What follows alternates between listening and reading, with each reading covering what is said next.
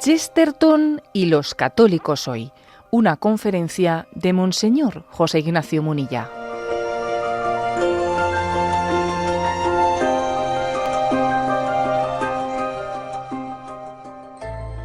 Chesterton y los católicos hoy. Ese es el título que se me ha encomendado. Y voy a abrir mi intervención con una cuestión puntual, que aunque no esté ligada al meollo de la reflexión que quiero compartiros, pues creo que es de interés, y siendo el que os habla un obispo de la Iglesia Católica. Entonces, la cuestión es la siguiente. A ver, ¿es Chesterton un modelo de santidad para los católicos? ¿Podría ser Chesterton elevado a los altares?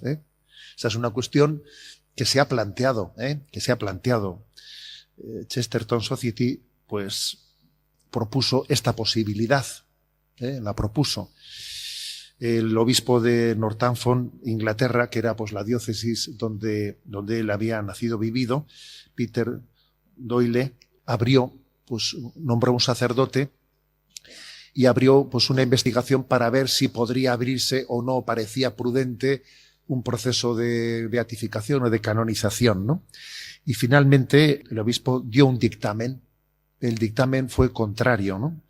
Matizando, o sea, que no parecía que había elementos suficientes para abrir un proceso de canonización, aunque decía también que no pretendía ser un juicio definitivo, ¿no? Por el momento, decía, no se ven indicios necesarios. Y es interesante ver cuáles fueron los motivos que él adujo para tomar la decisión prudencial de no abrir el proceso, ¿no? La primera razón, que quizás es la más importante, es que no parecía que existiese una devoción de los fieles, ¿no? Que la Iglesia suele también partir de una fama de santidad a la hora de abrir una causa de beatificación. No parecía que existiese pues una fama de santidad y un hábito generado en los fieles de recurrir a él para pedir gracias, para pedir favores, que suele ser, ¿no?, pues un indicio del que la Iglesia aparta.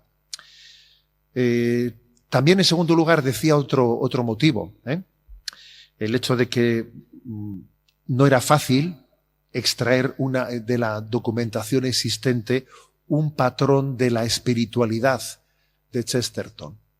No era fácil. Hombre, quizás podría darse la circunstancia de que apareciesen en el futuro pues algunos escritos en los que él habla de su mundo interior, imaginaros un diario en el que él hablase de su espiritualidad, pero no, el obispo decía que no parece que no seamos capaces de sacar un patrón de su vida personal. Más bien todos le caracterizamos como escritor, como apologeta, pero es cierto que su vida espiritual pues no es suficientemente conocida. Y luego también había un tercer elemento, si queremos más así un poco pues puntual, ¿no? Que es que también pudo influir algo en la balanza, que es la cuestión de que se le achacaba del antisemitismo, ¿no? Que se le achacaba a Chesterton. Pero bueno, es cierto que Chesterton criticó con mucha fuerza al nazismo, tiene escritos muy fuertes de crítica al nazismo, ¿no? Y es cierto que, bueno, pues en una obra suya, La Nueva Jerusalén, de 1920, pues él defendió, ¿no?, pues que el pueblo judío necesitaba de una nación separada para vivir ellos aparte. Bueno, finalmente es lo que se hizo, ¿no?, en 1948, o sea que también la acusación de antisemitismo, pues no lo sé, quizás sería soslayable. Sin duda alguna, la razón principal quizás es la primera. Chesterton ha sido admirado por los católicos, no tanto, ¿no?, pues por pensar que él pudiese tener una vida espiritual que pudiese ser motivo de santidad, sino porque ha sido un instrumento de Dios por el que muchísimas personas se han acercado a Dios. Ha sido un actor muy importante de la conversión de muchísimas personas a Dios, de muchísimas personas en el mundo anglosajón, junto a Newman. Posiblemente Newman y Chesterton han podido ser de los instrumentos de los que Dios se ha servido para obtener más conversiones en el mundo intelectual, que no está mal, el poder presentarse delante de Dios como un instrumento, ¿no?, de muchas conversiones, ¿no? Bueno, pues su modelo de vida, obviamente, pues no es el propio de un monje, no es el propio de un monje, sino más bien de un laico que vive inmerso en medio del mundo. Hay una conocida expresión suya que dice: en el catolicismo, la pinta, la pipa y la cruz pueden caber juntas, ¿no? Esa expresión suya, graciosa.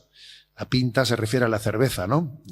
La cerveza, la pipa y la cruz pueden caber juntas, pues nos da también el estereotipo, pues, de alguien que no es un monje, sino que vive en medio del mundo y sabe disfrutar de él, lo cual obviamente no es en absoluto óbice para su santidad, ¿no? En cualquier caso, posiblemente de lo que dijo este obispo, ¿no?, yo creo que lo que todos estaríamos de acuerdo, cuando ese obispo hizo público diciendo: no parece que tengamos elementos para llevar adelante un proceso de canonización, dijo una frase con la cual yo creo que todos nos identificaríamos: reconozco la bondad de Chesterton y su capacidad para evangelizar, pero en el fondo de mi corazón creo que él mismo no habría querido mucho jaleo en torno a su figura. O sea, posiblemente Chesterton diría: mira, no me metáis en eso, en los altares no me subáis, a ver si lo voy a romper, con lo que peso, a ver si voy a romper el altar. Yo creo que en eso estaríamos todos de acuerdo. Bueno, pues, y además también hay otra cosa que a mí me consuela mucho, ¿no?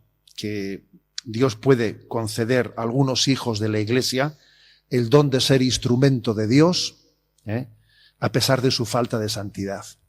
Y yo en eso también me identifico, y me consuela, me explico, diciendo: a ver, a veces Dios nos permite ser instrumentos suyos a pesar de nuestra evidente y palpable falta de santidad, ¿no?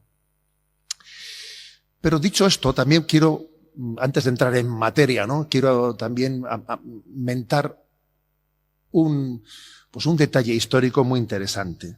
Chesterton ingresó en la Iglesia Católica cuando todavía no existía parroquia en su ciudad, en Beaconsfield, ¿no? No existía parroquia. De manera que su ceremonia de ingreso en la Iglesia Católica, pues, fue en el salón de baile de un hotel.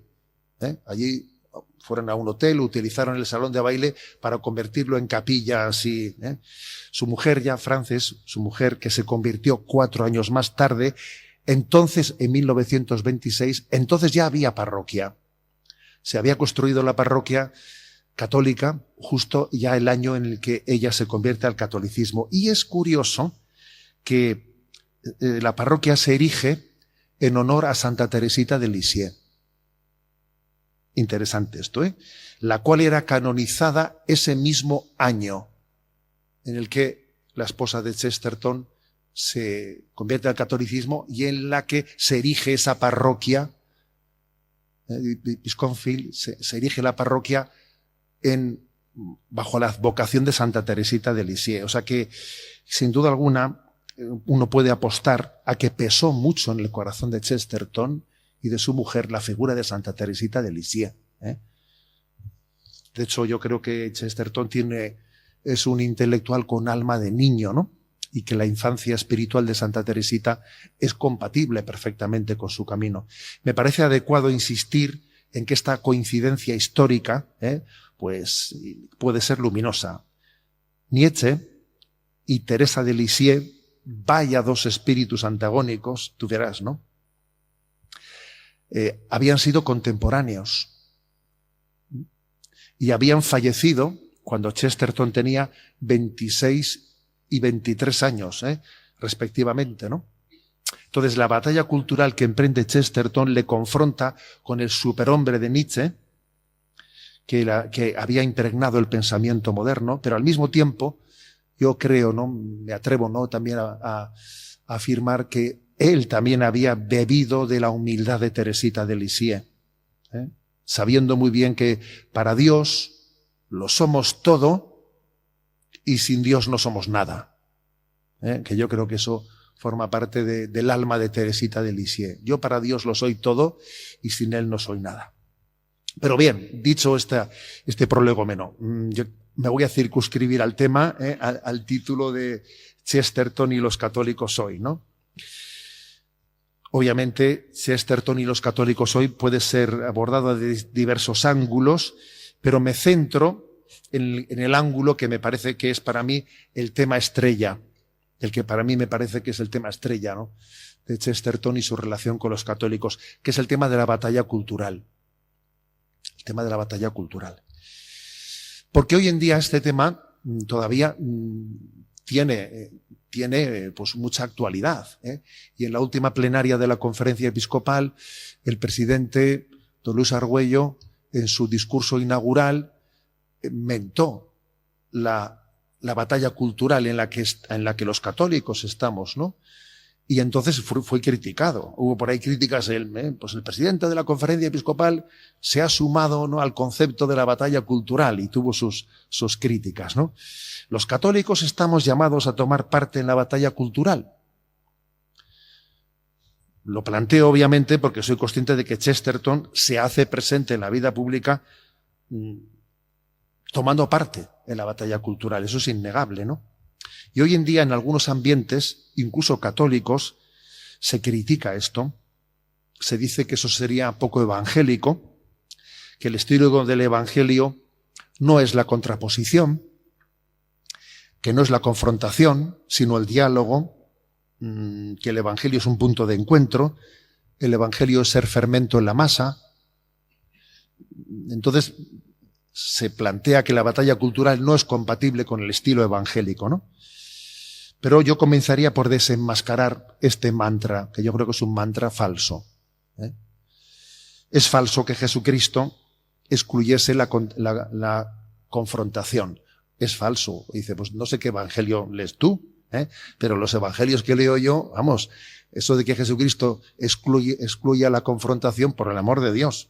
Si está continuamente con confrontaciones con los escribas, con los fariseos, sepulcros blanqueados, a Herodes le llama zorro, decidle a ese zorro, a ver, decir que el estilo evangélico excluya la confrontación, dice, o tú tienes un evangelio distinto al mío, o no sé qué pasa aquí, ¿eh?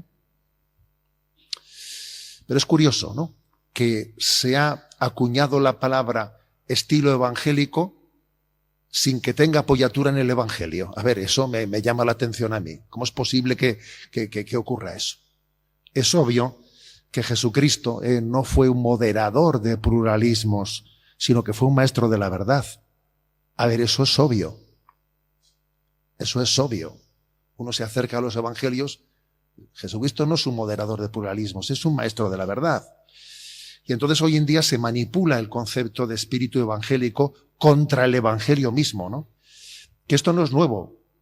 Que también esto, por ejemplo, ha ocurrido mucho con el Concilio Vaticano II, cuando se ha invocado el espíritu conciliar frente a los textos del Concilio Vaticano II. Oye, a mí no me hablas del espíritu conciliar, háblame de qué dice el Concilio Vaticano II, porque se ha hecho una especie de concilio paralelo en el supuesto espíritu del concilio. No hay un espíritu sin letra, ¿no? Por lo tanto, la batalla cultural no está en contra ni del evangelio ni del espíritu evangélico, ¿no? Otra cosa es con qué estilo se realice. Claro, eso también tiene su importancia. De eso voy a hablar un poco más tarde. Claro que sí que tiene que haber un estilo, ¿no?, de cómo se lleva adelante esa batalla cultural. Las Sagradas Escrituras nos hablan de que la historia del mundo es un eco de una gran batalla, ¿no?, de la batalla entre la mujer y el dragón, de la que habla el Apocalipsis. Si la Sagrada Escritura nos habla de la historia del mundo como una gran batalla, pues entonces no sé de qué nos podemos asustar cuando hablamos de una batalla cultural. Ciertamente no es una batalla contra los demás, como si yo soy el bueno y los demás son los malos. No, ciertamente, ¿no? En esta batalla hay un enemigo. ¿Cuál es el enemigo? ¿Contra quién se batalla? Contra la mundanidad. Contra la mundanidad, ¿eh? Un cristiano está en guerra con la mundanidad. El maligno tiene tres formas, ¿no?, de actuación, que es la mundanidad, la carne y la desesperación. Su acción directa a través de la desesperación, ¿eh? Entonces la mundanidad, que fue quizás el campo en el que Chesterton pues abordó su batalla, pues se nos infiltra de formas civilinas. La mundanidad se nos mete sin darnos cuenta, sin percatarnos de ello, ¿no? Si no estamos vigilantes.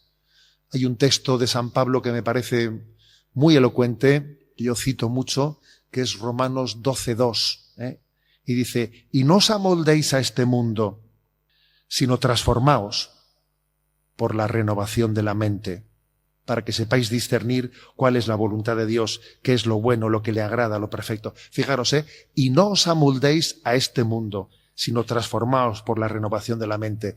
Chesterton dice: el cristianismo es el único que nos puede liberar de ser hijos de nuestro tiempo. Yo tengo que ser hijo de Dios, no hijo de mi tiempo, que son dos matices distintos.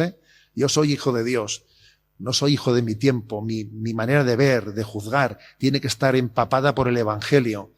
Y no os ajustéis a este mundo, sino transformaos por la renovación de la mente. Si no, resulta que mi forma de ver y de juzgar la realidad va a depender de en qué tiempo he nacido. Va a depender de en qué lugar he nacido.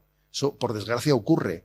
Solamente los santos son los que tienen la capacidad de ver las cosas desde los ojos de Dios.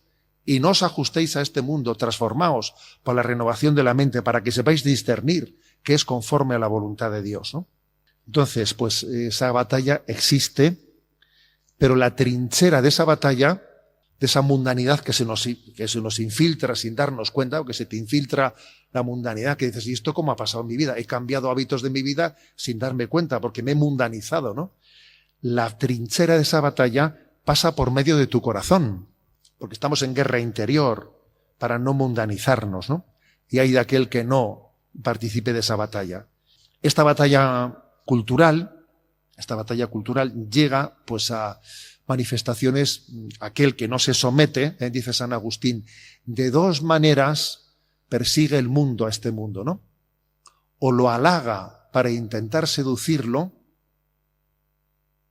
y si no lo consigue, lo persigue para amedrentarlo. Es así, eso lo dice San Agustín. De dos maneras persigue el mundo, ¿no?, a los cristianos. O intenta halagarte para seducirte, para mundanizarte. Y si no lo consigue, pues entonces ya va por ti en una persecución directa, ¿no? Bueno, pues eso también lo estamos viendo en la batalla cultural.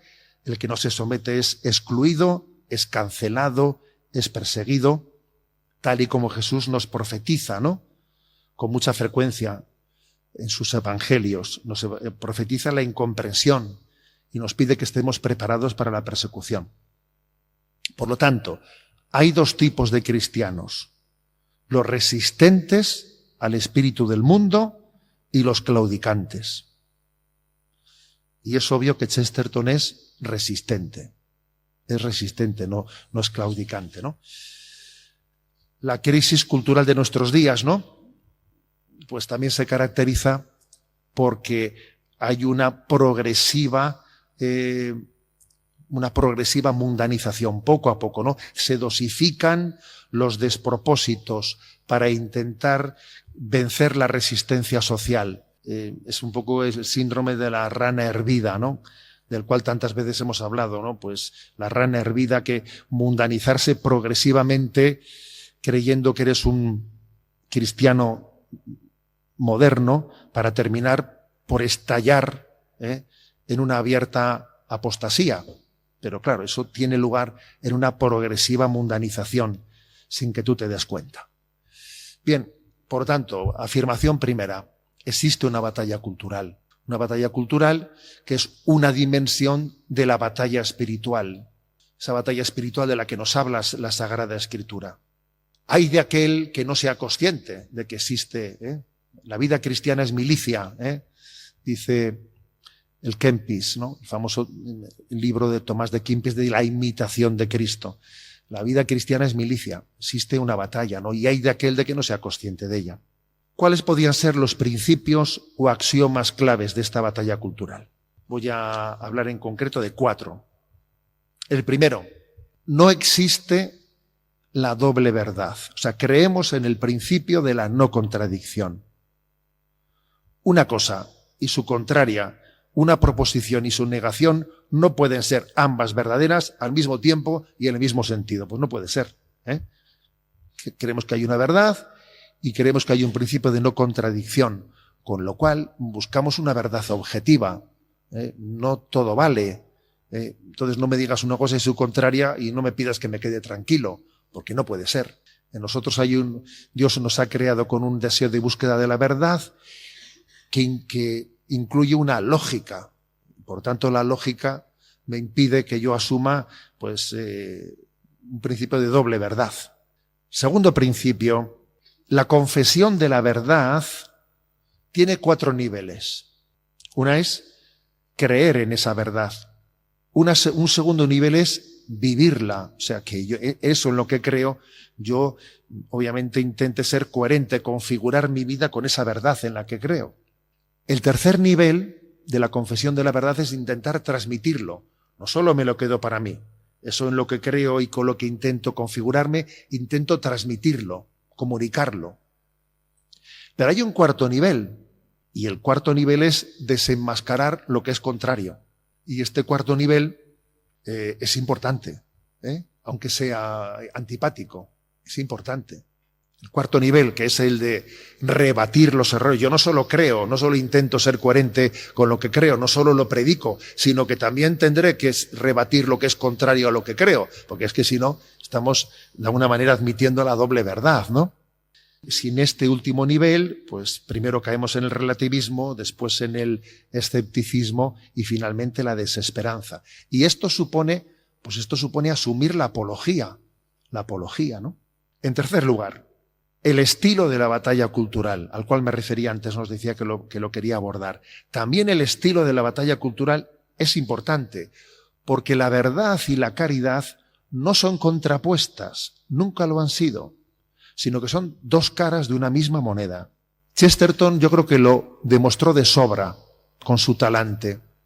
Él mantuvo muchos pulsos, ¿no? Pues con muchos, ¿no? Pues pensadores de su tiempo. Y él lo vivía con un espíritu, con un espíritu incluso de humor. O sea, él tenía mucho sentido de la deportividad y del sentido del humor a la hora de repartir y recibir mandobles. O sea, es decir, que es que, claro, se le zurraba y le zurraban, y en un momento determinado, pues el hecho de que uno sepa llevar con deportividad sin quemarse cuando le zurran es muy importante, Es una señal de salud del alma muy importante, ¿no? Pero hay que decir que, por desgracia, también existen, ¿no?, personas que se hacen presentes en la batalla cultural, y ahora estoy pensando especialmente en redes sociales y en algunas páginas web, que tienen una gran incapacidad para la empatía, acritud, agresividad, desesperanza, que yo creo que hacen un flaco favor a la batalla cultural. También existe eso, No solamente existe el relativismo de quien no cree en la verdad, también existe, pues digamos, una forma de hacerse presente de quien cree en la verdad, pero lo hace contraponiéndolo a la caridad, ¿no? Y hace un flaco favor a la batalla cultural. Pues existen ambientes que en el fondo yo creo que siembran más bien desesperanza, ¿no? A estos tales, ¿no?, a estos ambientes de integrismos, bien podría aplicárseles la reflexión de Chesterton, que dice: la tradición es la transmisión del fuego, no la adoración de las cenizas. Esa expresión de Chesterton yo creo que es muy interesante. La tradición es la transmisión del fuego, no la adoración de las cenizas. Entonces, la existencia de ese tipo de personas quemadas en la batalla cultural es un argumento que se esgrime a veces contra la batalla cultural. Pero claro, es como poner de ejemplo un soldado desequilibrado para justificar el rechazo del ejército. Pues no es de recibo, ¿no? Bueno, y en cuarto lugar, decía los axiomas de esta batalla cultural: no existe la doble verdad, el testimonio de la verdad tiene que tener la confesión 4 niveles, el estilo de la batalla cultural que integra verdad y caridad. Y en cuarto lugar, yo subrayaría que el diálogo y la apología tienen que incluirse, el testimonio el diálogo y la apología. No son contrapuestos, los tres. Testimonio, diálogo y apología. Se estimulan, se iluminan mutuamente. No hay que contraponerlos. Es muy importante ser testigo, es muy importante el diálogo y es muy importante la apología. A veces, por desgracia, creo que la palabra apología la estamos desterrando de nuestro horizonte de una manera increíble. Hemos escuchado por ahí algunas expresiones que yo cuando las he escuchado he dicho, por el amor de Dios, ¿no? Porque la clave, ¿no? La clave es que entendamos que el cristianismo no es una mera sabiduría humanizadora, sembradora de buenos sentimientos, ¿no? Hay que recordar que el cristianismo, antes que nada, es un acontecimiento. Entonces, lo que ha acontecido, yo estoy llamado a cogerlo, porque ha acontecido o no ha acontecido. A ver, Dios se ha hecho hombre o no se ha hecho hombre. Si se ha hecho hombre, pues con todas las consecuencias, ¿no? El cardenal Giacomo Biffi decía que el cristianismo no es una religión, sino un acontecimiento. Encarnación, muerte, resurrección de Jesucristo. Y un acontecimiento no puede entrar en crisis, porque existe. Ha acontecido, ¿no? Luego, digámoslo así, es decir, creo que hay que conjugar testimonio, diálogo y la apología, de decir, Cristo es la verdad, ¿no? Y nuestra felicidad pasa por descubrir la verdad y abrazarnos a ella. Bien, ¿qué valores son los que custodia la batalla cultural? Pues yo creo que sobre todo el creer en la verdad y amarla profundamente. Creer en la verdad y amarla profundamente, ¿no? Yo creo que la clave de Chesterton en su testimonio, ¿no? En su testimonio como católico en la batalla cultural es la honestidad intelectual. Creer en la verdad y amarla. Si Hans-Urs von Balthasar, ese gran teólogo, ¿no? Suizo, dijo que solo el amor es digno de fe, yo creo que en labios de Chesterton podríamos poner la expresión complementaria. Solo la verdad es digna de amor. Von Balthasar dice, solo el amor es digno de fe. Chesterton puede entrar en diálogo diciendo, solo la verdad es digna de amor, ¿no? Recuerdo un artículo que escribió el cardenal y arzobispo de Bolonia, Giacomo Biffi, que falleció en el año 2015, en el que subrayaba, atentos a esto, que la Iglesia Católica tuvo poco que ver en el nacimiento de Chesterton a la fe y con su iniciativa en la batalla cultural en defensa de los valores cristianos. La verdad es que nosotros no le habíamos preparado para su misión apologética en una universidad católica. O sea, no parece que nosotros le hubiésemos educado a él en dar esa batalla. No. A ver, ¿de quién fue hijo espiritual Chesterton? ¿De dónde? Porque todo el mundo solemos identificar padres espirituales, ¿no? Yo los identifico en mi vida claramente. Entonces a él, fíjate, pues ha sido un apologeta desde el cual tantísimas personas se han convertido al catolicismo. Y entonces él, ¿cuál es su padre espiritual? ¿De dónde tiene su referencia, no? Pues hay que decir que acudió a la escuela de su sincera búsqueda de la verdad, con honestidad intelectual plena. O sea, esto fue suficiente para él para llevarle a casa. Para llevarle a casa me refiero a la antigua fe de sus padres, a la fe católica, ¿no? Obviamente eso aconteció bajo el influjo del Espíritu Santo, obviamente. El Espíritu Santo nos asiste a todos, Y cuando él, en su honestidad intelectual, se preguntaba y buscaba la verdad última, pues estaba siendo asistido por el Espíritu Santo. Pero fijaros, por medio estuvo el tomarse en serio las cosas, tomárselas en serio, en su integridad, y utilizar el intelecto que Dios le ha dado con confianza, ejercitando el sentido común, el sentido común. Se trata, ¿no?, de no poner, por lo tanto, ¿no? Yo creo que de aquí tenemos que extraer una enseñanza. ¿Qué teníamos que aprender nosotros de esto, ¿no? Pues que quizás la clave para que el mundo conozca a Dios o conozca a Jesucristo es no que busquemos metodologías súper, súper guays o súper modernas para ver cómo, sino que creamos en el peso de la verdad. Estamos llamados a creer en el peso de la verdad, que es el que verdaderamente acaba arrastrando las almas, ¿no? Con un poco de humor, ¿no? Se suele decir que una de dos: la verdad cae por su propio peso o por la ley de la gravedad, una de dos. Porque, es que, a ver, las cosas tienen su peso específico, la verdad termina imponiéndose, ¿no? Es decir, que la clave, ¿no?, está en saber mostrar la verdad. Conoceréis la verdad y la verdad os hará libres, ¿no?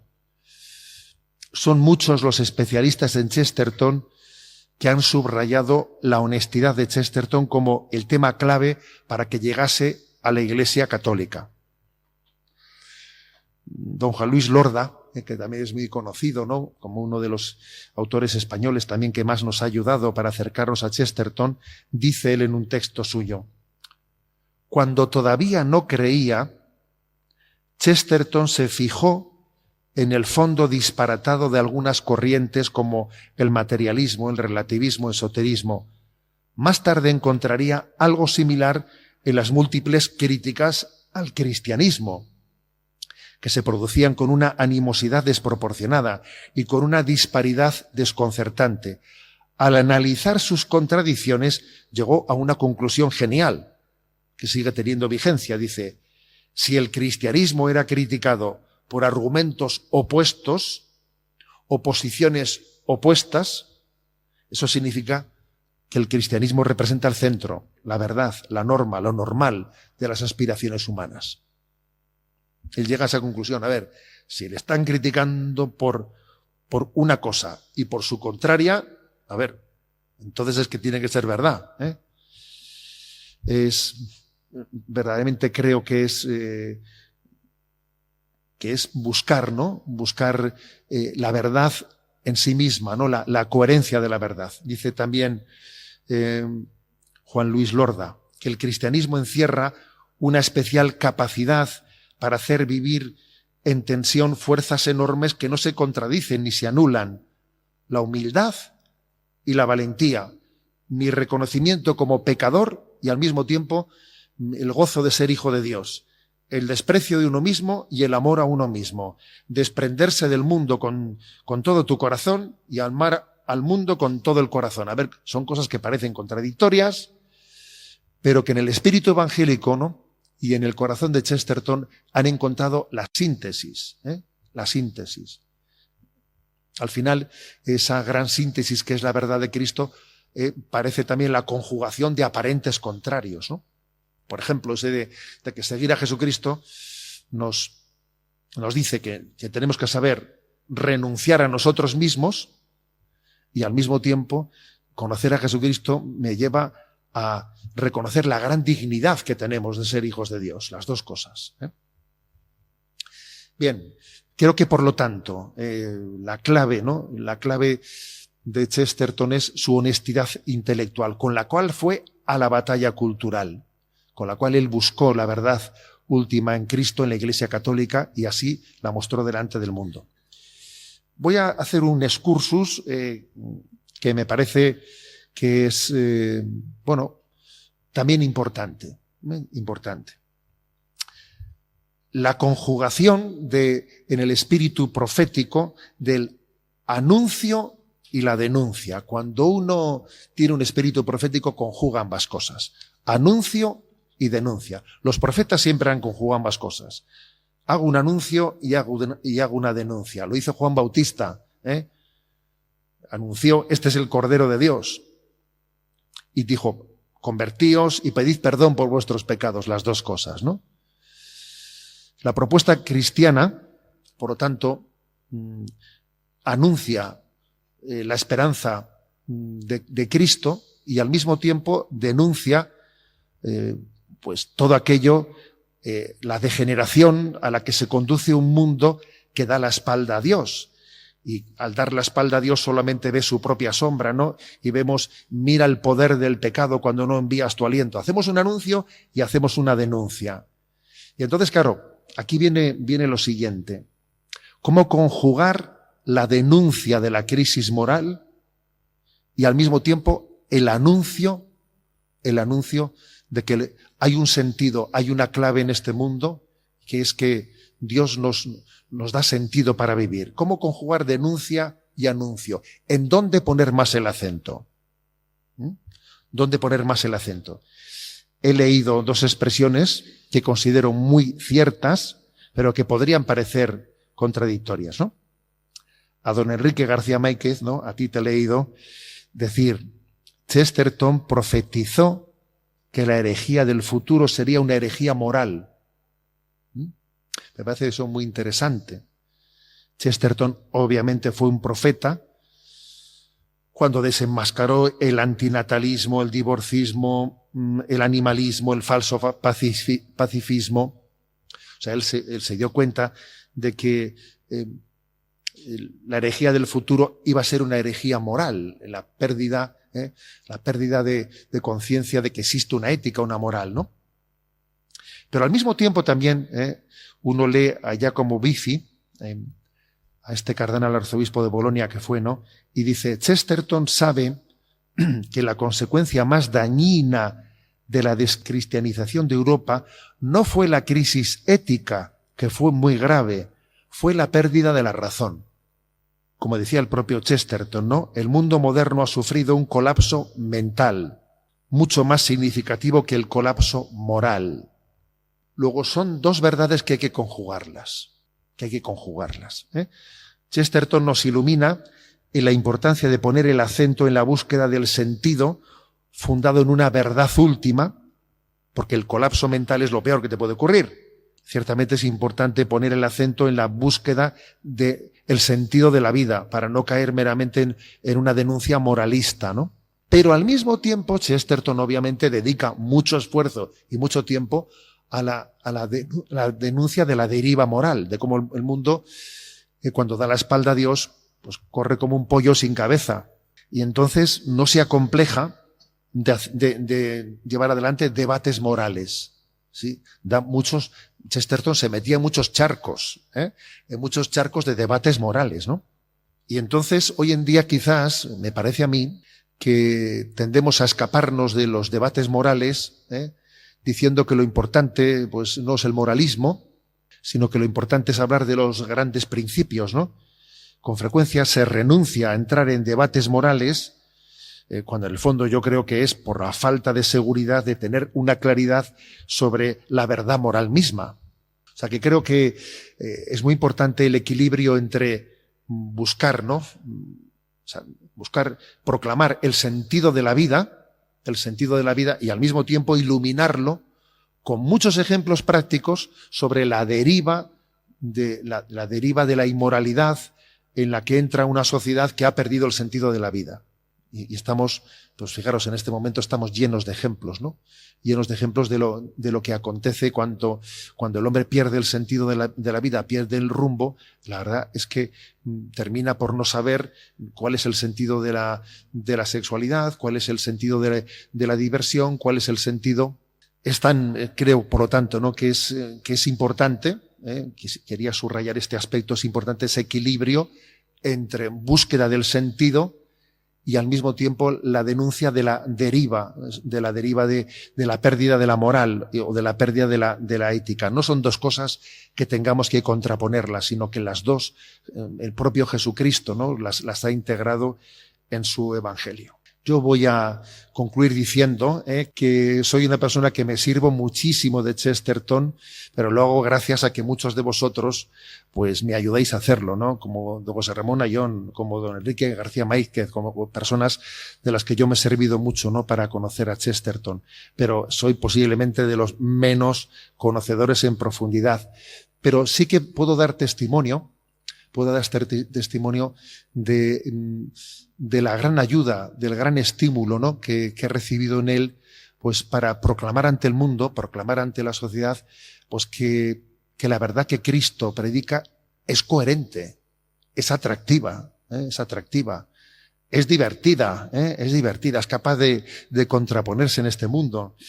Y en este libro de El fuego de la verdad, ¿no?, que pude publicar haciendo comentarios, ¿no?, a pensamientos de Chesterton, decía lo siguiente: convertirse en católico no es dejar de pensar, sino aprender a pensar.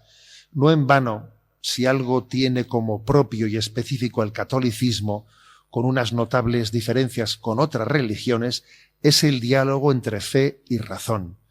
No me cabe duda de que Chesterton hubiese aplaudido con las orejas la encíclica de Fides et Ratio de San Juan Pablo II, la cual comienza con la siguiente frase: la fe y la razón, Fides et Ratio, son como las dos alas con las cuales el espíritu humano se eleva hacia la contemplación de la verdad. Dios ha puesto en el corazón del hombre el deseo de conocer la verdad y, en definitiva, de conocerle a Él, para que, conociéndolo y amándolo, pueda alcanzar también la plena verdad sobre sí mismo. Chesterton es un ejemplo claro de cómo la fe no es un freno para la razón, sino un revulsivo.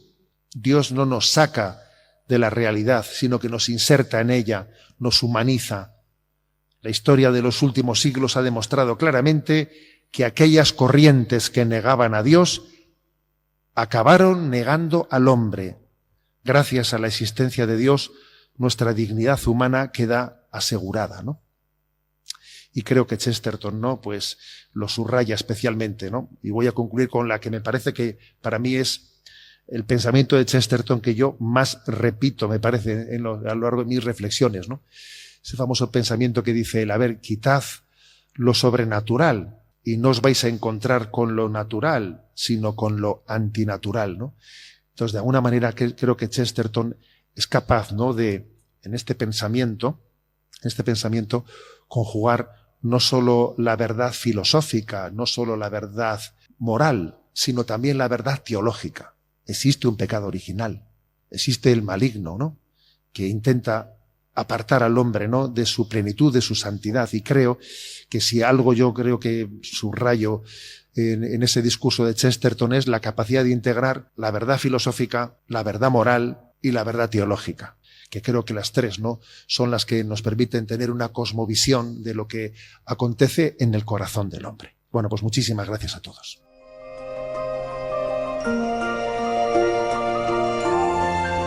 Les hemos ofrecido en Radio María esta conferencia de Monseñor José Ignacio Munilla, que tuvo lugar en diciembre de 2024, en la que trató sobre la verdad y el sentido de la vida en la obra de Chesterton, bajo el título Chesterton y los católicos hoy.